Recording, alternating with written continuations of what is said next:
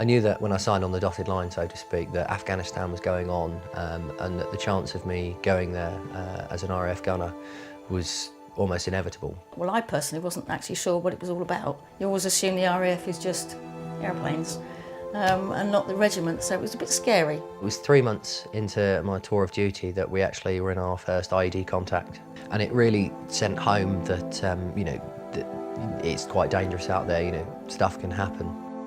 It was, you know, it was night time, it was freezing and didn't know what happened. You know, 1 minute we're there and the next minute it's just sky, sand, and just I came to be pinned on my vehicle subsequently for 3.5 hours.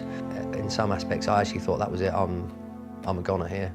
Every emotion piled into one, you know, confusion, anger, upset, fear, worry, just everything just crammed into a small head and just exploding, wanting to get out.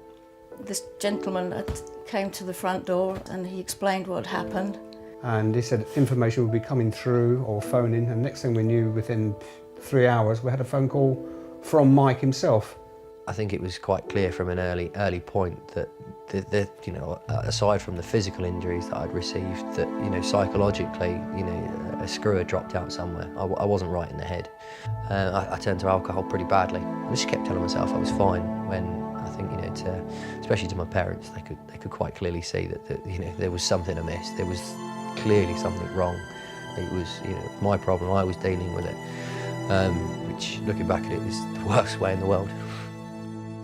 I'd spent, you know, about 2.5 years having so many operations. You know, I was constantly in pain and a lot of painkillers still, and walking assistance, you know, sometimes back in a wheelchair after operations, and constantly using crutches and walking sticks just to get around.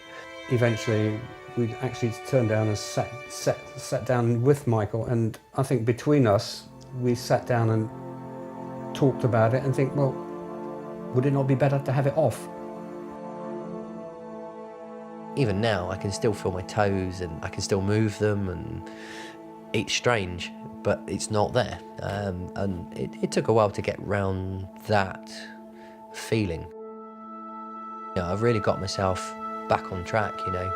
I work for the ambulance service, I work for South East Coast Ambulance. I'm the first amputee frontline in the country. You know, the Benevolent Fund were there when I was first injured.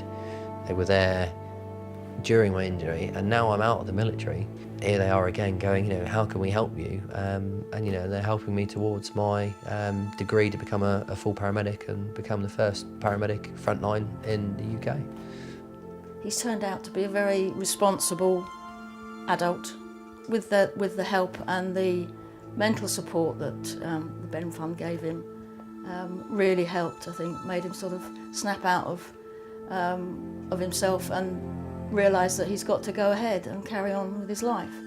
I think I wouldn't be the situation I am now without the help and the assistance that they've offered and are continuing to offer me.